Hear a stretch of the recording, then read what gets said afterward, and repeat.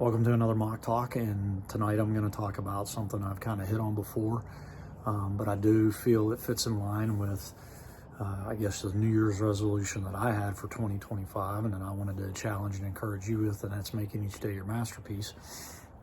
And that formula is simply E+R equals O, and I got it from Urban Meyer and his book Above the Line, and what he used to do with his players at Ohio State.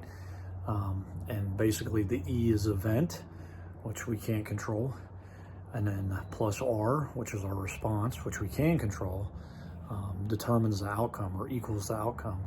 And another way to think of it, and I got this, the person I got it from, I think there may be other people that said it, or maybe somebody said it before he did, but Chuck Swindoll, and that is that life is 10% what happens to us and 90% how we respond.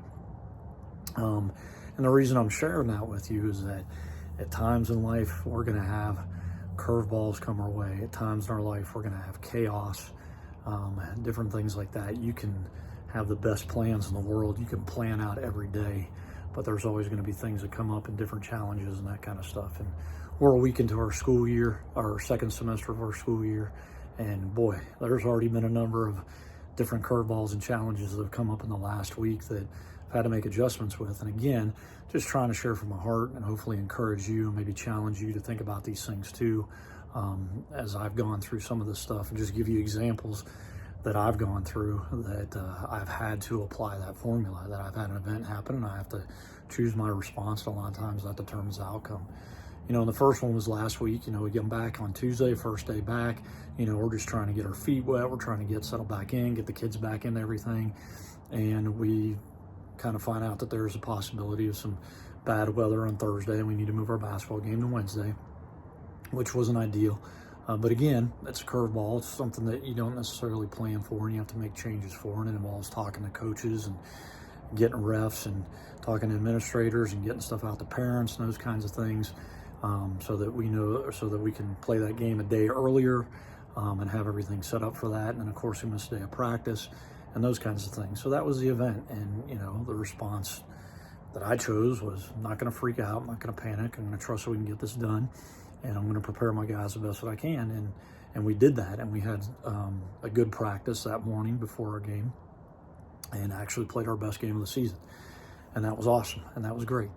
And then come to Saturday, we have our B team tournament, and you know, I'm just kind of there as the administrator on duty, helping out, making sure everything's running smoothly. Find out that one of the teams that was in our tournament at 7:45 emails me and says that they're not coming, and our tournament starts at 8. So we had to come up with a plan, and you know, had some ideas and that kind of stuff running through my head. Prayed for wisdom, talked to my other coaches, and we decided we were going to take our B teams and split them into 2 teams. Which is not ideal. But again, we had the event, this team canceled, which we had no control over, and it was frustrating. It put us in a bind, and felt like the coach could have let me know earlier. He said he had a coach quit and that players failed and that he'd been meaning to email, we were real busy, but it really put us in a bind. And we felt like the best decision was to split our B teams in half. And so my one coach with the 7th grade ended up having to coach 2 teams.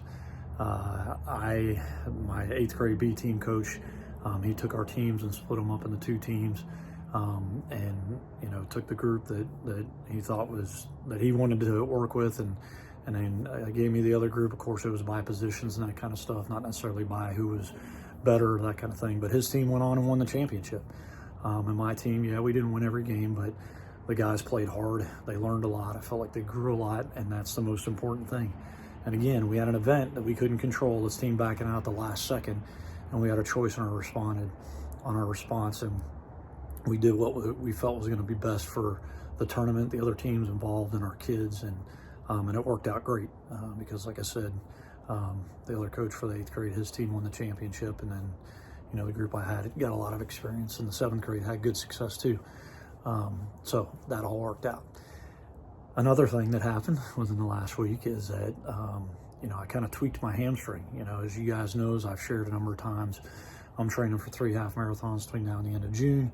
You know, and the one thing that you don't want is setbacks, any kind of injuries, those kinds of things. And a week and a half ago, I was doing my 8-mile run, and I had one part which was a particularly long climb. And in that, I felt like I strained my hamstring. And I finished my run, and I was like, okay, I'm gonna be okay. Gave it a couple days rest, got back out there, kind of felt it when I was running some. But the past Sunday, I had a 9-mile run, and about mile 2 or 3, really felt it again. And I pushed through, which probably wasn't the wisest thing. And I thought, oh crud, I may have screwed up my hamstring. I may be done.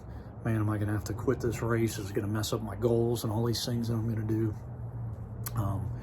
So there was the event, and in some sense, maybe I had some control out of it, you know, and how I warmed up, and maybe how I got prepared for it, and maybe if I gave myself enough rest, I don't know. But the fact of the matter is, on the run, I felt it. And afterwards, I felt it. And I had a choice on how I was going to respond, and I chose, you know what, I'm not going to get discouraged. I'm going to do everything I can to rehab it, get it ready, get back out there and see if I can do it. And man, I iced the snot out of my hamstring. I used a massage gun. I did all sorts of movement exercises, stretches.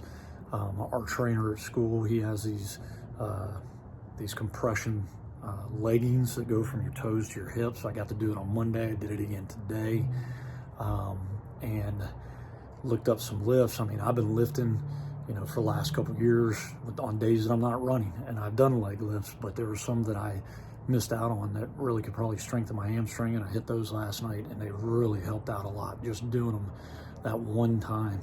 And today I got out, and I also had bought some compression shorts, and I ran 3 miles, and I had no problems. And my hamstring feels pretty good. I mean, maybe not 100% strength-wise, but it feels a lot better than it did. So again, I had the event, and I had my choice on how I was going to respond. I could pack it in, I could quit, I could give up, I could be really discouraged, or I can do everything I can to get back out there, and that's what I chose to do. And I got the determined outcome, and I had a good run tonight. And then another one, our basketball team, our 8th grade team, boy, we have been hit with sickness. I got 11 guys on my A team. I had 4 at practice this morning because so many guys are sick. We got a game tomorrow. And again, that's an event, I can't control that, but I have a choice on how I'm gonna respond. So today I had to adjust my practice, worked on a lot of skill work, which was good. Brought up 2 B team guys to get them some opportunities and some looks in case tomorrow we have to go shorthanded and maybe we only have 6 guys or something like that, that I can plug them in and they can help us do the best that we can possibly do. So again, simple formula: event, thing we can't control; our response, what we can control. A lot of times that determines our outcome. And if you do that, then you're going to be successful. You're going to have that competitive greatness, being at your best when your best is needed. You're going to be the best that you can possibly be, and you're going to have a great chance of making each day your masterpiece. So I challenge you that when those events come, when those curveballs come, when those blips on the screen come, that you find some way to respond that's going to be positive, that's going to put you in the best situation and put you in the best situation to succeed and be the best that you can be. Thanks so much for listening, and always remember that God's grace is sufficient.